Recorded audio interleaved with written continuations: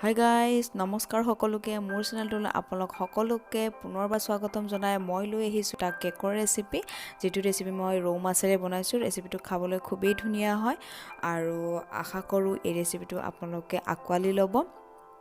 আৰু বেছি কথা নকওঁ, আহক ৰেচিপিটো আৰম্ভ কৰোঁ।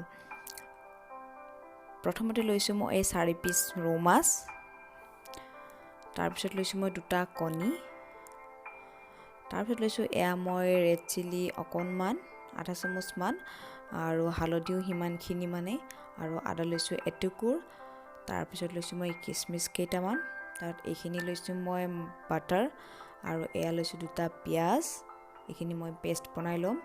তাত এয়া মই লৈছোঁ গৰম মছলা গুড়ি, এইখিনি মই গুড়ি কৰি লৈছোঁ যিহেতু মোৰ গুড়ি কৰা নাছিলে।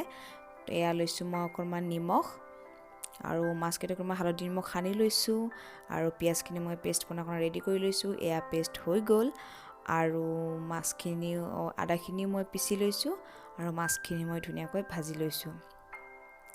এইখিনি মাছ এতিয়া মই কটাকেইডাল গুচাই ল'ম। কটাখিনি পেলাই বাছি ল'ব লাগিব, যিহেতু কটা থাকে, গতিকে এইখিনি মই বাছি ল'লোঁ ধুনীয়া কৰি। আৰু এইখিনি মই এতিয়া মিক্সিত পিচি ল'ম, আৰু এবাৰ যাতে সৰু সৰু কটাবিলাক মিহি হৈ যায়। এইখিনি মই মিক্সিত পেষ্ট কৰি ল'ম। পেষ্ট হৈ গ'ল, আৰু এতিয়া মই বহাই দিছোঁ এখন পেন। ইয়াতে দিছোঁ অকণমান মিঠাতেল, মানে দেখিছেই ইয়াতে অকণমান মিঠাতেল দিছোঁ মই, আৰু এইখিনিতে দিম মই বনাই থোৱা পিঁয়াজ 2টাৰ পেষ্টখিনি মই ইয়াত দি দিছোঁ। এইখিনি অকণমান লাৰি দিছোঁ, আৰু ইয়াতে দি দিম মই এতিয়া এইখিনি যিখিনি মই মাছৰ পেষ্ট বনাই থৈছিলোঁ। অকণমান পানী দি পেলাই এইখিনি মই অলপমান কোমল কৰি লৈছোঁ, শুকান হৈ আছিলে, গতিকে এইখিনি ইয়াতে মই দি দিম। এয়া দি দিলোঁ। মিক্সিটো অকণমান আখলি দিছোঁ, যিহেতু অকণ লাগি আছিলে, সেইখিনিও মই দি দিছোঁ ইয়াতে। তাৰপিছত এইখিনি দি ভালকৈ লৰাই দিছোঁ। এইখিনি ভজা হৈ গ'ল। ইয়াতে লৈছোঁ মই এটা বাতি, ইয়াতে মই কণী 2টা ভাঙি লৈছোঁ। এয়া কণী 2টা ভাঙি ল'লোঁ। তাতে লৈছোঁ মই আদাখিনি দি দিছোঁ, পিচি থোৱা আদাখিনি। তাৰপিছত কিচমিচ কেইটাও ইয়াতে দি দিছোঁ, নিমখ অকণমানো দি দিছোঁ, ৰঙা জলকীয়াৰ গুড়িও অকণমান দি দিছোঁ। তাৰপিছত মই গৰম মছলাখিনিও দি দিলোঁ। দি এইখিনি ধুনীয়াকৈ মিক্স কৰি ল'ম। ইয়াত বাতিটোত মই মাখনখিনি ধুনীয়াকৈ সানি লৈছোঁ।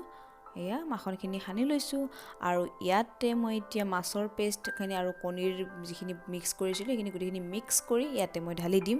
মোৰ টিফিনটো অকণমান ডাঙৰ হ'ল, যিহেতু মোৰ সৰু টিফিন নাছিলে, গতিকে আপোনালোকে সৰু টিফিন লৈ ল'ব। আৰু এইটো মই এতিয়া ডাঙৰ টিফিন কাৰণ এইখিনি মই ইয়াত দি দিলোঁ, আৰু এতিয়া ডাঙৰ টিফিন কাৰণে মই এইটো কেৰাহীত সিজাবলগীয়া হৈছে।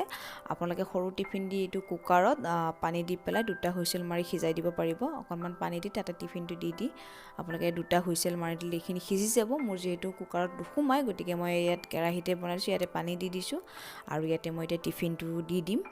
পানীখিনি উতল অহালৈকে ৰাখিব লাগিব, যাতে ভিতৰৰ কেকটো সিজি যায়।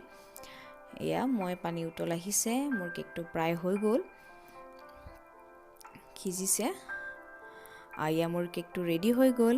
গতিকে এইটো আপোনালোকে কেকৰ চাইজত কাটি গৰমে ৰেড চিলি চচ নহয়তো টমেটো চচৰ লগত পৰিৱেশন কৰিব। খাবলৈ খুবেই ধুনীয়া হয়। এবাৰ ঘৰত ট্ৰাই কৰিব, আৰু কেনেকুৱা পালে মোক জনাবলৈ নাপাহৰিব। ভিডিঅ'টো ভাল লাগিলে লাইক, শ্বেয়াৰ, ছাবস্ক্ৰাইব কৰিবলৈ নাপাহৰিব।